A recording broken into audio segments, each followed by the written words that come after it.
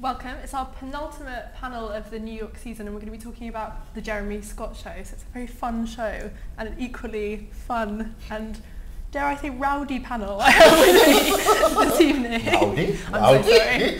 Who will introduce themselves first? I'm Cyprian the Couteau, stylist, fashion victim. Hello, I'm Tozer. I'm a photographer and a filmmaker. Hi, I'm Carri Munden. I'm an art director and I have a luxury brand called Cassette Player. I'm David Hellqvist. I'm the online editor at Port magazine and co-founder of Hellqvist and O'Donovan, a document series I produce with Morgan O'Donovan. So I like the range we've got here because we've got stylist, image maker, you know, a writer, a critic. So I'm going to grill you with all different areas of Jeremy Scott. But starting, I want to just find out what you guys have enjoyed from New York in general, from what you've seen. From what I've seen so far, I must say I've enjoyed Narciso Rodriguez. I like Creatures of the Wind. Because there are two of them, they're creatures, and yeah, that's about it. Those were the two that I sort of thought really had something new to say. Rodati, I thought, unfortunately, was a bit too diluted, not a strong enough message and coherent theme as they've done in the past. And I don't know if they're one of the designers that I think would be better if they transplanted to Paris or Europe, whereby this message can be so much stronger and maintained as opposed to sort of worrying or dilution of commerce. So that's my thoughts. Have you guys been following the shows? What struck you, David? You know, I've followed some of them. I mean, obviously, I'm these days at least kind of focus more on menswear or on womenswear, and so I've seen a few of the menswear shows, and there's obviously not that many, but I think well, the strongest one is Patrick Well, who is absolutely amazing. And for me, that's the standout show from New York. This is interesting because this raises this issue of where people show, because you know, you mentioned, do you think Rodati would be stronger if they showed elsewhere, and there's this element of some of the menswear designers we're seeing, would it be better if they showed, you know, in a different city? And that's something that's quite relevant for Jeremy Scott because he has kind of travelled around where he's shown. Do you think he's well placed in New York at the moment? Well placed, he's an American. He's from the Midwest, I think. He focuses on pop aesthetic. When he showed in Europe, I think because it is something we did so much already via Hyper, Kensington Market, Body Map, Club Kids and clubbing, for us, it was not as revolutionary. Of course, in America, the Club Kids are a New York invention, breed, and they tend not to exist outside of the New York boroughs. So in that context, yes, and as he has shown in other cities, Paris, he showed once in London, I think, and wasn't to much acclaim. But I think, you know, one of the things I think we can see, we've got one of his progeny, Carri, you know, and who I'm sure sort of takes great pleasure in seeing how he has maintained a brand. I mean, one of the things I like is that she considers her brand a luxury brand, and you wonder why hasn't Jeremy Scott has a brand, because it still seems bitty and random and never a cohesive line. Would you agree with that, Carri? I think from the start that he was very savvy about branding himself. I think my generation and generation coming up are all about branding. I think that Jeremy did that very early on. You know, even like, you know, he would like do like New York, Paris, London, all of these things, and like building this, making him seem like a big luxury brand before he even was, when he was actually a very small brand. But I think showing in New York right now is really good for him. I think Paris, like you're saying, Europe obviously is important to him, but like Paris is obviously like very high fashion, and it was very different what he was doing. But New York, I feel like, I think you were saying that just before, that there's a lot of young designers now, which weren't on the schedule before. So I think it's nice that Jeremy's there, and like, I think it's really exciting for like underground fashion in New York at the moment. They didn't have that underground before. I think I think maybe perhaps, you know, for him to start out in Paris is good because obviously his aesthetic clashes quite a bit with a Parisian aesthetic, and obviously that gave him a lot of attention and a lot of press because of that. But I think then going back to New York is perhaps he's more of a, not only because he's American, but it feels more of a natural home to what he does. You know? Although his but it stands out more probably than it would do in London. Yes. Yeah, that's interesting that you say that, because I wanted to ask about kind of the influence that kind of aesthetic, you know, that pop culture, sort of drawing on music, being very fun, quite humorous, and the influence that's had on London, because that seems very prevalent in what we're seeing at the moment. Would you agree with that, Carri, the influence that he's had on London designers? Yeah. Yes, I guess actually I think thinking more about menswear, I think I really liked Jeremy's menswear when he was doing, and also like Bernard Wilhelm, and I think they were both like doing sportswear and like high-end sportswear, and really liked. And I think that is a big influence on London menswear designers at the moment. But then is this an influence on London menswear? Because as I say, going back to the days, back in the day, Buffalo, Body Map, it is something that London has been renowned for, and but it's still taking that to the next level. Yes. No, you're right. Like that's what I'm really interested. That's a version of sportswear. But is it? I mean, because when you say Bernard Wilhelm, then you've got Walter van Beirendonck as well, who's also got that aesthetic and has made it his own. And I just keep thinking in terms of product, is there some sort of consistency? It always seems, his work always seems to have that disposable aesthetic, as I say, of hyper one Saturday night, that's it. And does it become covetable? You know, does his market really care about it being covetable? And hence the reason we've got to now decide and delineate it as a luxury brand. So it then becomes covetable.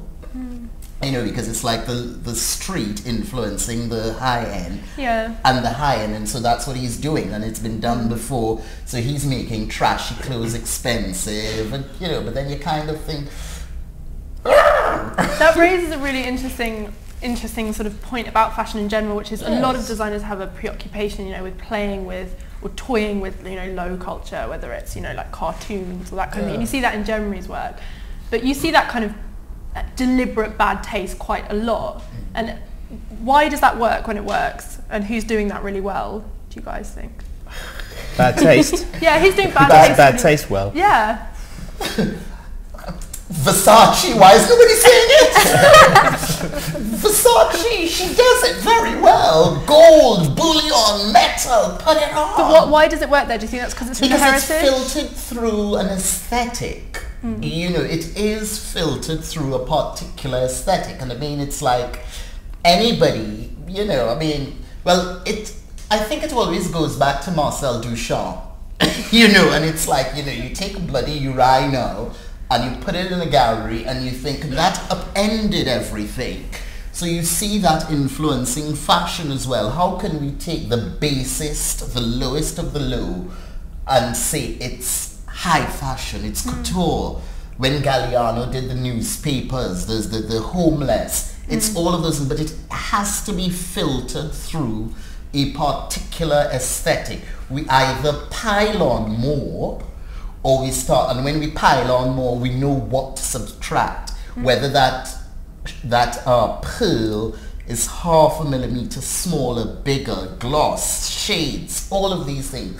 And that's what good artists like Versace. But also Versace has that heritage of Italian brands, and it truly is a luxury brand. The processes and the materials that they use and stuff. So I guess that elevates it. But that's the other thing. But it's also about context. I mean, going back to Marcel Duchamp, I mean, the whole point is that as soon as you put it in a gallery, it becomes art, and that was the whole kind of the whole sort of contextualization and the whole question about that piece. And I think that works in the same way that it does if you put something in couture show. Yes, absolutely. I take your point about the filter and about specificity. But actually, you know, it is about context. You put something in that context, it suddenly becomes something else. And actually, in the context of this, obviously, a lot of, you know, what Jerry makes, for instance, is very beautifully produced. It's beautifully finished, etc., and therefore, a certain amount of those production values account to that cost. Yeah. But there is also an element of saying, well, actually, if I make something £500, then yes, of course, it's going to be more comfortable, and of course, people have a very different relationship with it than if they went down a Portobello Road and spent 20 quid on it.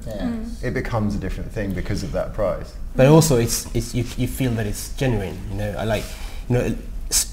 There's plenty of brands who can do what Versace and Jeremy does, but it feels like a gimmick, or they just let's try this out. But Jeremy has done this consistently throughout his career, whether you like it or not. It's about that integrity. I sit through the show and I think this is not for me, but I have to respect and acknowledge the fact that you're doing what you genuinely believe in. Yes, well, you can tell when it comes from when it comes from the heart, because it keeps coming out and it comes out in the same way. And I think it's partly an integrity thing, but it's partly actually an honesty thing. It's actually, this is me, and this will keep coming out until the day I die. I think also they take things, Versace and Jeremy, they take things to a whole new level. I mean, you sit through that, you see these shows, and you just like gobsmacked by the sort of level of, craziness. Call it whatever you want, but they just take it to a whole new level.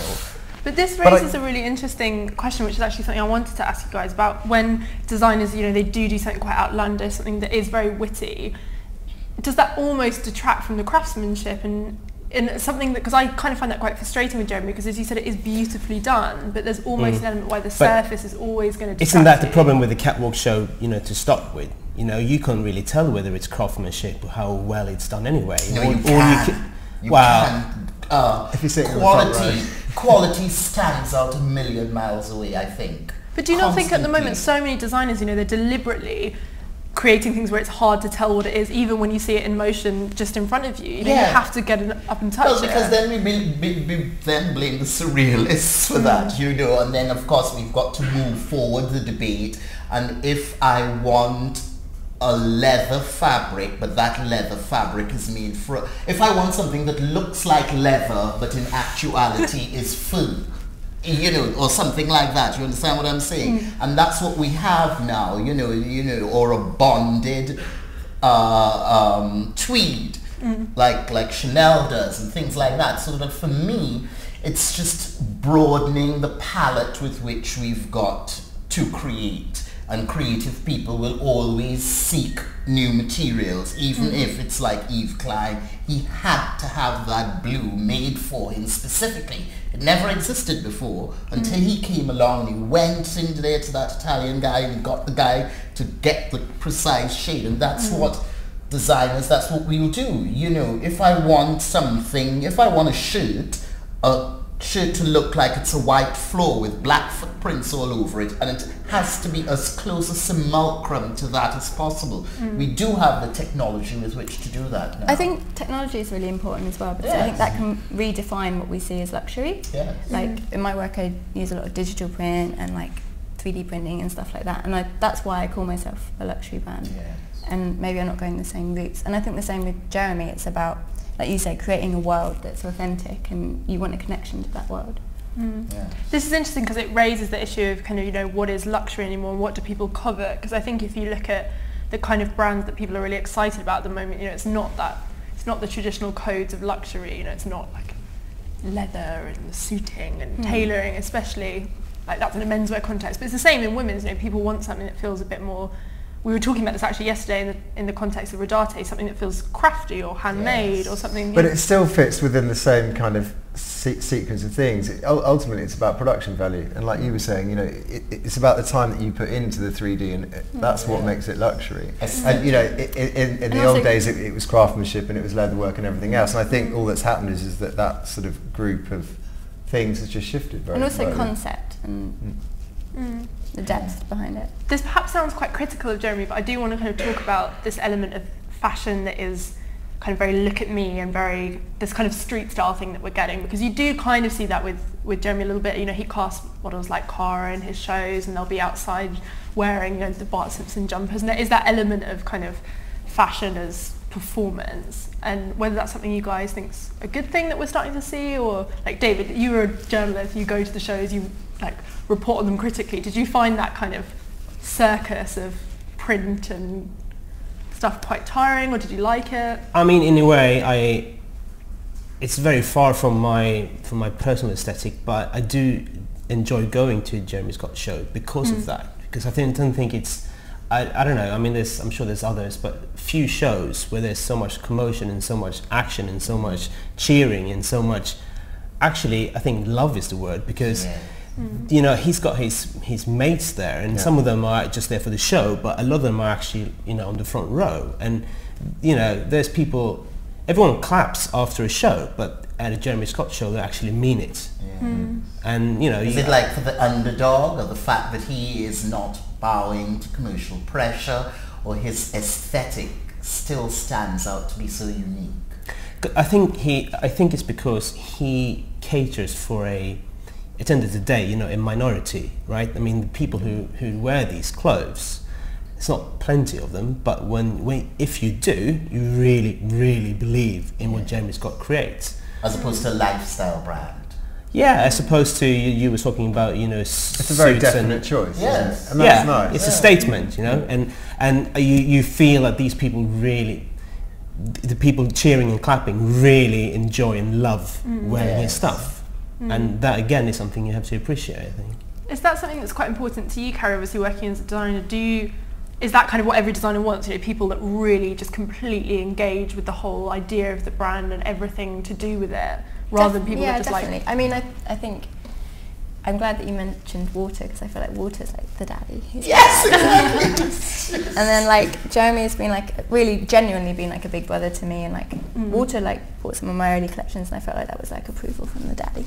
And then like Jeremy like, you know, helped me and connected me with people when I was starting out and gave me a lot of advice. And I think that like there's in that world there's like there's very real connections, and I think that but it's niche, like you were saying. It's like a big statement when you're wearing these pieces, and it's like people do have a connection to the brand and are very loyal. And I think someone like Jeremy has like great relationships with like celebrities. Obviously his studio is in LA, so he's around that celebrity kind of world, and it's authentic to him.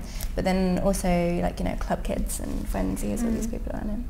I'm glad you mentioned the celebrity thing, because that's something I wanted to talk about, because of this kind of link he's has with the musicians, and that kind of, you know, he's dressed a lot of celebrities, be it like Beyonce, be it Britney, and that's something that's obviously having such a moment right now. People talk about celebrities being put on the front row, but with Jeremy it feels like quite an organic part of his aesthetic. Would you guys agree? Do you feel the pressure to kind of, you know, involve musicians, celebrities? Because you've worked with I've worked with a lot of musicians, but I feel very uncomfortable with that kind of trying to put your clothes on people. But when I've worked with people, it's always been really organic, like just because I've known them or they've come to me, and I think that's really important. I think you can tell the difference. Have you ever turned down someone who's come to you? Yes. Good. That's what we like to hear.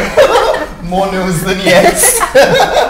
Because I think exactly. You have to be like really. But do you find the people you work with tend to also be the people that inspire you? So the people that you very much. Well, with music, I have to like their music, but or like their look and their energy. They've got to bring something to the clothes as well, rather than just putting your clothes on like a model. Just because you take a lot of inspiration from music as well, is that correct? I do. Yeah, tell me about that. You Well, looked at me with mostly skepticism. no, not at all. Mostly when I start a shoot or a job, particularly films, I'll start with a piece of music. So if it's stills, I'll actually have generally a specific piece of music in mind before I think about what I'm going to do. And if I've got time when I'm working editorially on films, I get the piece of music composed before we shoot. So we play it during the shoot, so that basically the energy of the model is kind of completely directed by the mood of the music. It's not often you get the luxury of that time-wise. But yes, I tend to start with a piece of music rather than visual reference. Why is there such a great link that's kind of come up at the moment between fashion and musicians, and fashion and kind of broader elements of pop culture? Do you think it's because people are taking fashion as being more entertainment? I think it's the kind of cult of the celebrity. I think it's the fact that celebrities become more important than anything else, and I think that's why suddenly the fashion world is becoming intrinsically more linked with celebrity, because actually ultimately that's how people sell magazines and clothes now. I think that's really where that is, and I think that's quite separate from actually an organic connection like you were talking about. I don't think it's anything to do with that. I think it's purely commercial reasons. But do you not think that also fashion has become part of that kind of wheel? Fashion's become a part of pop culture and a part of entertainment and something that people see as a spectacle. Yeah, absolutely. And I think fashion is much more accessible now. You know, the general public can watch most of the shows streaming or, you know, here, there and everywhere. And I think, yes, people, we have opened up the fashion industry one way or another to the public.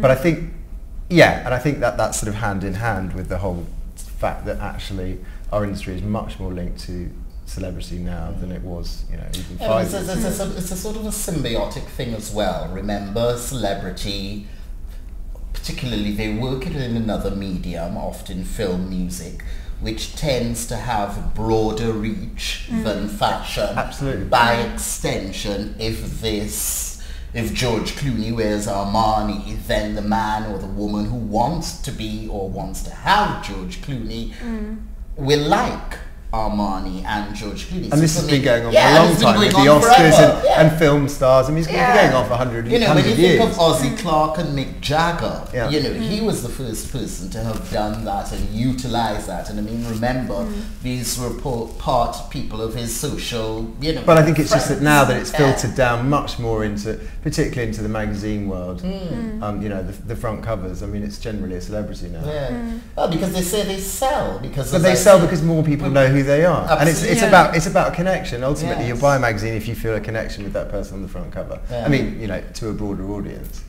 And you know, I think it's like Nick said, you know, chatting years ago, he said ultimately, you know, the general public hasn't heard of, you know, any of us lot, me, you, any of us lot. But you know, they know not us victims. but you know, ultimately they know who, you know, the big celebrities are. But also, interestingly, they also know who the very big designers are. And I think in some way that has also gone hand in hand with that. Designers have become like celebrities now as well. And I think that's something Jeremy did really early on, but that's like something that, you know, designers are more, I don't know, they want to do that, but that's something that they have to do. Do you think they have to? Do you think that's a good thing, having designers put them as a person and a personality in the spotlight? I think some people do it and some people don't, and I think some people are good at it and some people choose not to. So why does it work with Jeremy so well? Because he's good at it and he enjoys it, I imagine. I think they kind of have to, in a way. Do all designers have to? No, well, I mean, I'm not saying they have to, but I think they feel, or some I think a lot of people feel that they need to. I think they're pressurized, perhaps by people they work with, I don't know, people, backers, whatever, into doing that, because it's expected and it's part of, you know, people, like we've been saying, you know, people don't just buy a jacket, they buy into the brand and they buy the lifestyle of that. They and want that designer, connection. Saint Laurent was the first person when he posed nude for his fragrance, and then we saw Marc Jacobs doing it, posing nude for his thing. And I mean, you know what I mean? I think, because at the end of the day, you start off as a designer with your friends, 5, 6 of your friends, 10, 20, it grows, and by extension it grows, and your customers become, your admirers become your friends, and it's that symbiotic thing. So I don't sort of sometimes think, you know, I mean, yes, some people don't care who's on the cover of a magazine, particularly if it's a model or the retoucher of your prints or whatever, but there are the fans who can distinguish and who care about these things. And when Saint Laurent and people put themselves forward because they are the best person to represent the brand and its lifestyle in Marrakesh and Lulu de la Falaise, all of these things that you know, and so I just sort of think it's organic and it's never, you know, forced. I think now there's more pressure there to share, like, well, for everyone, but to share more personal life. Yes, because you know, because we are living in this age whereby things have become so devalued that it is important to show that level of integrity, and as you say with Rodati, that sense of things being hand done, which is an extension of Couteau, where you have Le Petit Maire working for hours and hours and hours and hours. So from, you know, I just think it's just a logical extension of all these things, and it just kind of makes sense, really. But I think, you know, the other thing with Jeremy is the collaboration with Adidas was such an enormous kind of thing in terms of, you know, press and and profile, particularly probably in this country, I guess. I wanted to ask about that and why something like that works so well, because David, actually, you must have covered a lot of collaborations between brands, and you know when something like that, when it just goes like completely viral and everyone's obsessed with it and it just takes off, like why does it work when it works? Because you must have seen a lot of stuff come through and you're like, right, that's nice, but no one's gonna... Yeah, I mean, I think, well, it's quite obvious the way it works, because you're kind of taking two things, two people, two brands that hopefully you like both, and then you're mixing them in together and you get this sort of mishmash of brands and branding and names and personalities and the celebrities and the fame and everything, and you make it into one product. And you know, it's amazing. It's like you have the same sort of obsession with one, and then if you have another one, you get double that. So that's why I think that's obviously why it works. But sorry, also obviously for Jeremy, it's great because you have this reaches a broader audience. Amazing. But I mean, I think what we must have to say too is that the people at Adidas have been very astute. I mean, look at what they do with Y3 and Yoji. How many seasons has that been going? And it's just 10 years. Even more popular. 10 years. Yeah. So they're very good at it. They are astute in the extreme in choosing their collaborations or making sure those collaborations have the integrity as the designers and the designers. I think they really let them do what they want as well. And it shows because you know when the wing trainer came, I mean everyone just went mental about it. I mean it was just such an enormous thing, and for Adidas, it's quite a brave step in many ways because it's changing the kind of intrinsic makeup in such a big way. And I think it's brave and I think very clever. But this goes back to what we were talking about with technology, because the ability for something like that to go completely viral, you know, comes from people being able to firstly access fashion, which is what you were talking about, you know, people being able to kind of engage with a high fashion brand in sort of an online context, but also by being able to see, you know, celebrities wearing, or even like kind of street style people wearing it. And do you think that must be do you think that's part of the reason that these collaborations have become such a kind of a big thing, is because it's so much easier to get things out there in that organic online way? Well, getting it out there, I don't think it's so much of a question of getting it out there. It's just the demand for the public, and technology has really laid the world flat. Well, it's also making it more accessible for the consumer to have some Jeremy Scott or some Yoji or whatever. Absolutely, and it's like anybody from anywhere, as you know, as I said before, from Azerbaijan to Zimbabwe. You know, you just go click online, you know you're there doing something, and all of a sudden these bright Adidas shoes with a bunny comes up, and you've never heard of Jeremy Scott before, but you think, oh my God, nobody else will have a shoe with a bunny on it in Zimbabwe. Got to get me a pair of those. You know, so it's that sort of thing. And I don't think, and it is because the world is flat. I don't, sometimes you kind of think it ain't circular no more. It really is laid flat, and you can access it any which way you want from the comfort of your armchair, or not even the comfort of your armchair, from while you're on the bus, you know, with your smartphone, your iPad, your tablet, you know, so that these things, I think, and the demand, and we've got to create the product, and because the people want it. Life is tough. What do? We bring a bit of fun, we throw off the cares for just a little while by creating a bit of magic. That's what fashion does, you know. Carri, how do you decide what you say yes to and what you say no to? Because you've done collaborations. You know, when something comes along, do you get like an inkling? You're like, this is going to work, this is right for me? Yeah, I mean, I've been really lucky. Like everything that I've done has like come to me, but it's been things that I've really wanted to do. I would never do something just for the money. It's got to feel really authentic, and I think people can tell when it's not. But I think there's like, it's about having some similarities, but also having a bit of a clash. That's what makes it interesting. And a challenge, so it's something you can do that you couldn't do like alone. Like access to, like, not just access to a different market, but access to a different production or something. Value. Yeah, exactly. That's the exciting thing, I think, about collabs, you know. And I mean, I think, you know, Yoji was, you know, sort of going through a tough time. And then Adidas came along, and, you know, 10 years later, it's the most successful collab.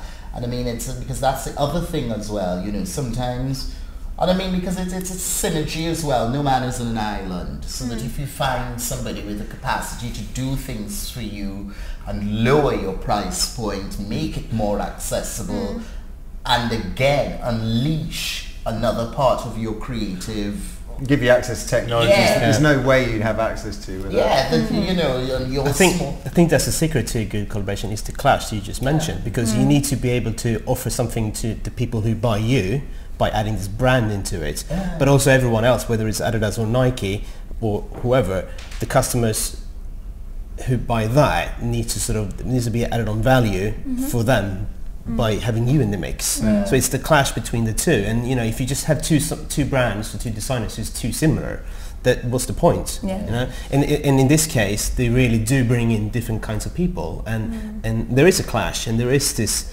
mishmash of aesthetics and colors and prints and details and stuff and technology, and that's what makes it work. And they all pull Adidas in slightly different directions.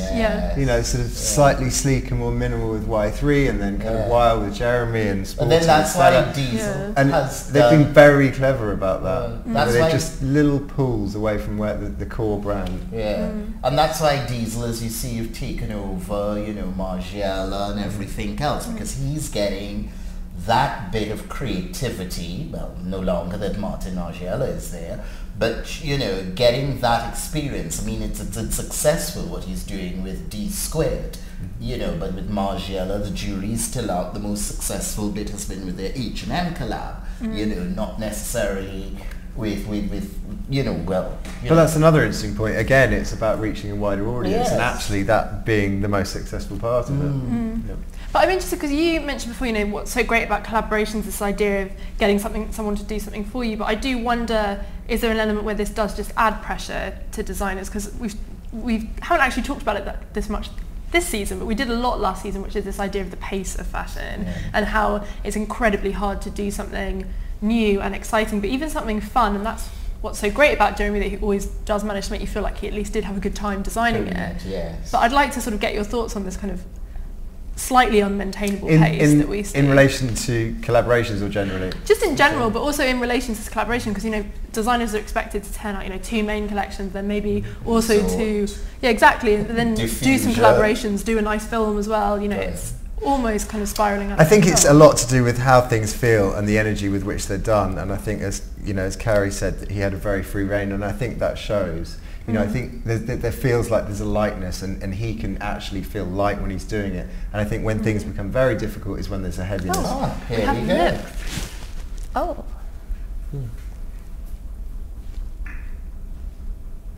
No music though, which is sad because I'm sure it's really good. I think that you've got it on mute, Neil. Can we have the music? If you go to the bottom right-hand corner of the screen. Lou being really techie there. No? Oh. Sorry. There we got Walter van Beirendonk, yes? It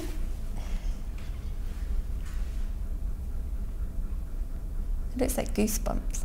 Yeah, oh my god.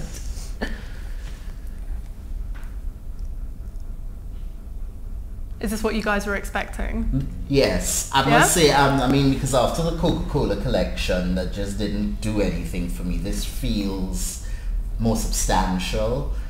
And again, I mean, I just keep thinking, I don't know why I'm seeing so much more Walter van Beirendonk in it than ever before. And the colours as well. I don't know, probably because he went to the exhibition in Canada and saw it. We saw that amazing panorama diorama Nick Knight did. No, amazing. Yes. And David, what do you think of this kind of idea of showing menswear in New York? Because I'm interested, because obviously you're so passionate about what we've had here with the London men's. Do you think it's almost a shame to see this in a New York context, because it's not got that same audience or thirst that we have here? I mean, of course, in a way, but going back to what we started with, I think you know, I think this is great. I think it's great that he shows in New York, because I think I mean, I'm actually surprised that there's not more menswear brands, or womenswear for that matter, who kind of who references and really dig into this, you know, the club culture of New York. Because if you think about it, well, London, we have that history. So does New York. Yeah. And there's actually no one, well, not many at least, in New York who uses that as a reference. Well, there wasn't, but there's brands now like Hood by Air, and which I think is like... Yeah. But, I mean, there's not many menswear designers showing there. I think, you know, there's all these rumours about them having a menswear week in July and so on. I think that's too early. I think what they need to do, you know, it's taken London years to get to that point where we have a standalone menswear week, and what they need to do is they need to do like a mandate like we did, you know, gather all of them and organically grow a menswear scene, find them and gather them and give them support. It's all about business, so that they won't want to grow organically, they'll just want to launch it and be a success. Yeah, but that's not really how you sustain something, right? You know, you support them all the way through, and you give them a day to show, and once you've done that, you know, give them a few years, give them a few seasons, they can have their own menswear week like we do. But that's what we were saying, that there wasn't the structure before, but there is now in New York. I think we're really lucky in London that there's always been a structure for London designers. Supporting young designers. Fashionistas and now New Gen, and like they're only just starting to develop that, so it's going to take time. Definitely, and that's why I think, you know, perhaps it's a bit too early to sort of do that in July. Like they should just spend time and money and energy on helping the ones they have and finding new ones.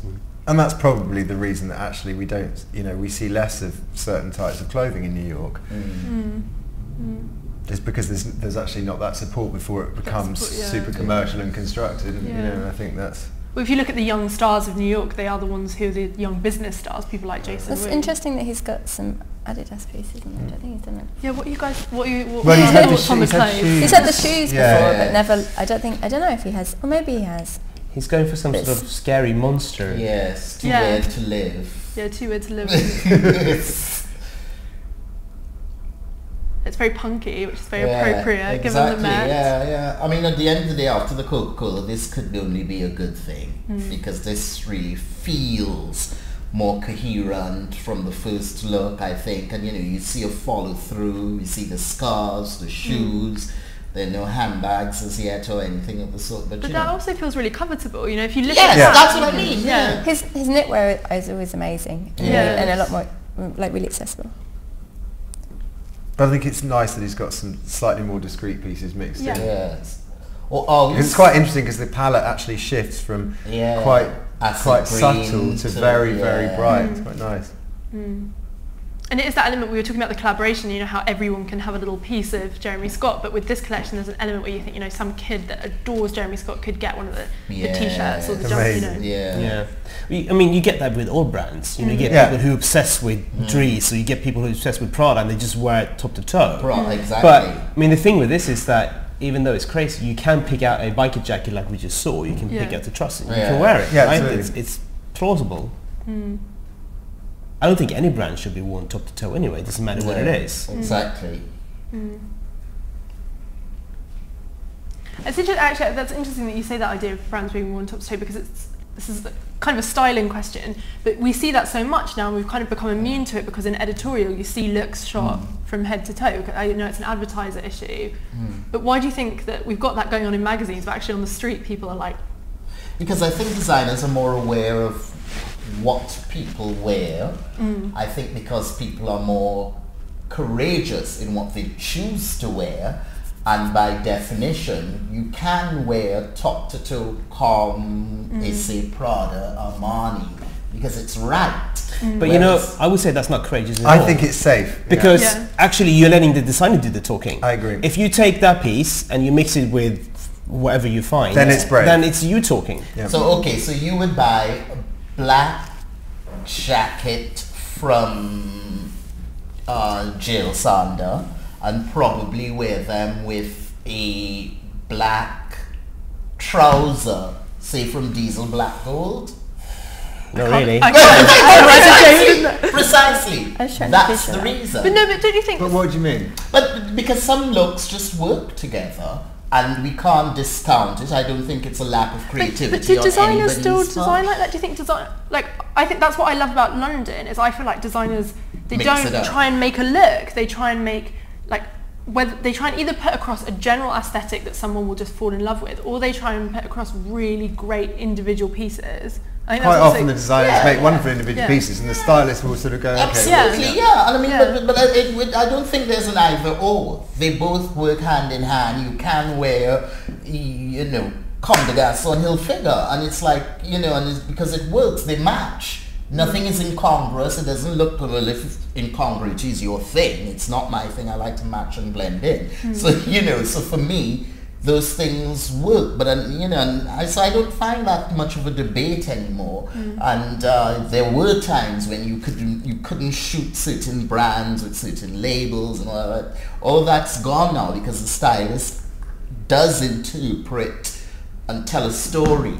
And I think as we as consumers, as the general public, that's the way we dress, to give a message, to say something. But I think that makes sense because, you know, a catwalk or an editorial shoot, it's not really necessarily meant to show you what you're going to be wearing. Yeah. It's a way of showcasing something, and it's stronger perhaps if you mix something that matches all the way through. If you didn't, I mean, perhaps it would be quite a boring catwalk or editorial. And then what you meant to wear, you know, it's entirely up to you. But quite a lot this season, I think what's been quite interesting is already, I know we just had in New York, we've seen the stylists who are working on the shows style the shows as if it's how someone had taken different pieces and put them together. So even with something like this, which obviously is always going to be quite deliberately a mismatch, but also you saw it at Alex Wang, it was how girls would put different layers from their wardrobes together, and then you saw it at Rodarte. And maybe it's because there's such a focus on like street style now and on like bloggers, exactly, and you know, everybody's singing. It has to be infused not just with the designer's vision of what's right, but how the people across the world wear it. How they wear it, how you choose to wear it. And actually, ultimately, that's a more commercial way of presenting it. Exactly. That's interesting that you say that, because people always think of it as more creative, but actually you're right, it is just... I think it's more more commercial. I mean, maybe more creative, but ultimately I think the reason for it is that it's more commercial. You're going to sell more clothes. Yeah. So we're seeing the whole collection in one now. What are our gut reactions to the collection? You seem pleased with it? I'm pleased, I must say. I mean, the references from other designers, other European designers, is a bit strong, but that can only be a good thing, I suppose. I mean, look at the follow-through in the colorway. Before it was always so random. Now look at the follow-through, the greens, the oranges, now in the black and white. So there's probably growing up, and business sense, business acumen is allowing him to there's some lovely fabric in there as well. Yeah. I think it's less outrageous than it normally is. Yeah, exactly. I think that's... Is it less outrageous, or are we? I think there's still a lot. Outrageous. I think there's still a lot of fun in there. Well, fun, but you see some quite sort of. I think the point is, I think that it's just that it's mixed in, isn't it? There are still the outlandish. You know what? Maybe what I meant is, I think there's less sex in there actually. Because you see a lot of, you know, he goes to town on those things otherwise. I think perhaps he didn't so much this season. That's fine, but... should we give him a clap? Everyone's cheering. What I really like as well is that he wears his own clothes. I'm always a bit wary of designers that don't wear their own clothes. Absolutely, so do I. He lives Jeremy Scott, doesn't he? In every single way possible. So Carri, we did talk about this, but I'd like to ask a little bit more. When you were kind of growing up, when you were getting into design, who were the people? Was it people like Jeremy, you know, that were into, who was it that was kind of getting you interested in design? Yep, more Walter and actually Jean-Charles Casablanca. Yes. But also like Jean-Paul Gaultier. So all designers that had that connection with like street culture, but also music and film, and or like designers that can create a world, and that's what interests me. Do you think that's... I'm interested in kind of how this is going to move forward, not just for someone like Jeremy, but all designers, because I think we all love those designers that do, as you say, sort of create this world that you can be a part of, but sometimes I worry because there's so many designers on the schedule, you know, there's so many young designers coming up, and I think, is that possible for young designers to do, or any designers to still do, you know, create this amazing world? I think so. And I think actually with the internet, with technology, it's easier to do that because you can actually connect with your audience. So definitely. Who's doing that really well at the moment? That can go to anyone. I didn't mean to put you on the spot there, Carri. J.W. Anderson. J.W. Anderson is creating a brand, I thought his last Menswear was just the best thing since sliced bread. Wow, big praise there. Yeah, no, I really did, because again, you know, it's about moving a debate forward on how do we perceive men. Men are in crisis, more suicides, they're depressed, the rise of feminism, and he sort of brought it back down. Well, can I still be a man and dressed softly with peplum trousers and that sort of thing? So I thought that was a good proposition. And the way everything just sort of feels like he is building that lifestyle, because remember, that's what we do. We create in our own image and likeness, and there will be people who will appreciate what we're trying to say. Something will touch them and provoke some sort of reaction, and that's what humanity is all about, constantly making connections. And that's what we do in creating fashion images, designing clothes. We try to touch people, and whether our lifestyles are dissolute or luxury, people will buy into that sort of dissolute or luxurious lifestyle, and your integrity comes through. I don't know, you know. I think like you say, whether you're designing a collection or taking a picture, ultimately what our job is to create a world every time. Yes. And I think the great thing for a designer is that their world is a sort of, it evolves, but it's very much a kind of, you know, a sort of tight thing. Whereas on the flip side, the interesting thing about art, we create different worlds every time you work, because you work with different designers or different stylists or magazines or whatever. Yeah, but they did your core. And that's what. But obviously, you always bring your core to it. Precisely. But that's what's really interesting when you work with designers, is that actually, you know, you get to sort of, you get sucked into their world and you kind of add on to that, and that's really interesting.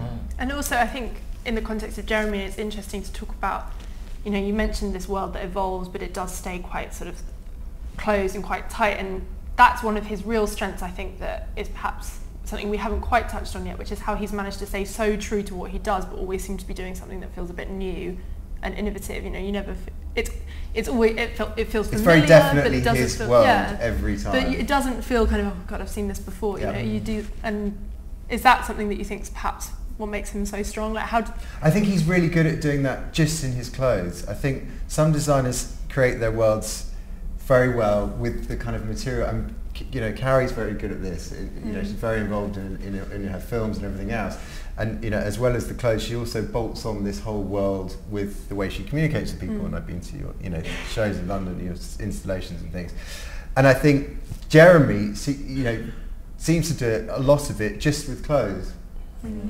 That's interesting. Yeah. And like I was going to mention J.W. Anderson earlier when we were talking about bad taste, because he says that that's something he likes to play with, but he does it in a very restrained manner. Yeah, in a very intellectual way, and I think that's interesting. Yeah, you know, and I mean, It's again, conceptual. it's you know, it's like, you know, because if you're a sentient being and you're no fool, really, and I mean, these things are important.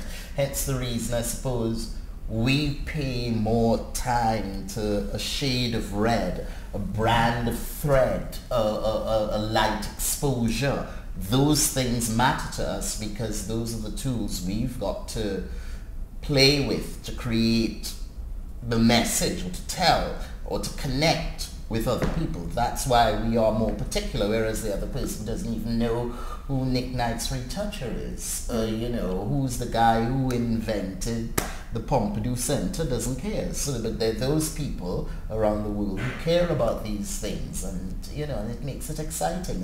And ultimately understand points of production, whether it be making clothes, or it be styling, photography, or even music, that, you know, the wider public doesn't understand. But the point is that, you know, you can look at something that, you know, a member of the public who may not be as savvy in terms of the sort of production systems of whether it's designing clothes or whatever, can look at an image and go, oh, well, that's right, but they won't know why, and maybe we won't know why. But the point is, it's like, well, actually we got there because it was crafted in this way, and you knew how to do that, and I knew how to do that, and you knew how to do that. So why did that feel right then? So many reasons, intangible qualities, but just check the length of that skirt, the level of midriff shown in that bustier, the shade of green, you know. The models, is that, I think, I don't know, there was Charlotte Charlotte Free, is it, you know that? Yeah, model? Charlotte Free Yeah, with the pink hair. I think she was in Yeah, there. I mean, look at But that. she had a different, when she was walking, I kind of, her energy that was coming across was different. I recognised her from that. I think, yeah, I mean, the hair and makeup's great. I think it works very well exactly. with the show. Yeah. I think I think the clothes work very well, but I think the entire thing is very nicely put together. I think one of the key things that's great about Jeremy is the fact that we've kind of touched on it, but you know, every season it's completely different. It was like Arab Spring last season or something. Yeah. And it's, you know, this is not Arab Spring. You can I still prefer this. well, yeah, but we can still tell that it's Jeremy Scott. And Yeah. you know, we're always on about how we want either our designers to sort of constantly change so that we're always surprised and always like moving forward, or we want them to stay true to themselves and like, you know, really grow the DNA. And the trick is to do both. Yeah. It's to sort of maintain your design isn't it DNA nice? and always move forward. I think he manages to do that. Isn't it nice? It just occurred to me on that perverse way. Isn't it nice sometimes when we get lost? You know, you go down the wrong path and you think, oh my God, that was a bummer, and you know, and you just it's nice. I mean, because isn't that what, stasis. this goes back to what we were all talking about with the bad taste thing, is because when that is absolutely brilliant is where you do go down the wrong path, but it's also really good, Yes! rather than it being. And I think so, but I think when you do go down that road, there will be points where certain people or a lot of people go, oh, I'm not sure about that. But that's an intrinsic part of it, and that's why it's not boring. No, you know, if you want to do boring, you can do boring and it'll be chic every time, but it's never going to I'd break rather any offend waves. people than not care. Yes. Yeah. I think that's one of the things I liked about your work, because it was not. It grew out of Hoxton, Electroclash, all of that stuff, you know, because we see each other at all the clubs and everything else, and I think that was what's nice, because I remember Electroclash did that thing that the 80s did. It was all about dressing up again and looking forward to going out once again, to plan your outfit no matter how many garbage bags. The other day I was saying to somebody, I remember I went out in 20 yards of tulle one New Year's Eve, and I just stuck safety pins over this A-line skirt, and you know, it was that excitement again. And what you then did is thought, okay, let's take that back down to ground zero.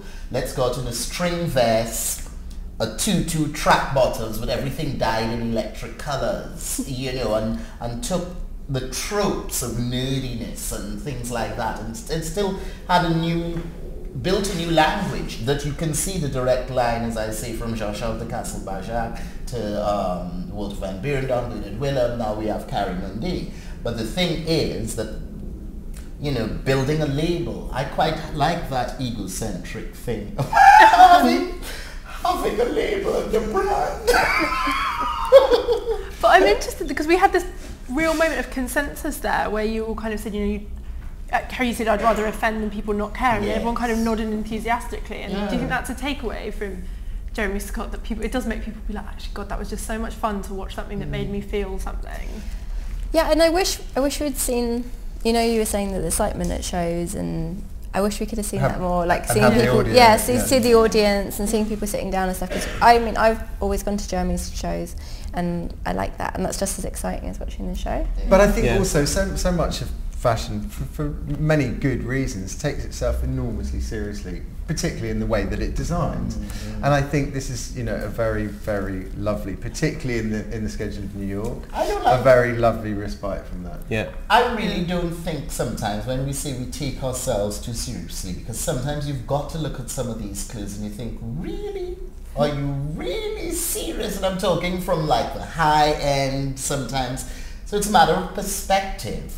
Remember, one man's meat is another man's poison. That sort One of man's thing. heaven is another man's hell. That sort of thing. So that there is that excitement to be created. And I mean, you know, I'm sure there are people probably sitting and thinking, my God, would that boy just shut up? But, you know, there might be one person. Can I just say, I love hearing you talk.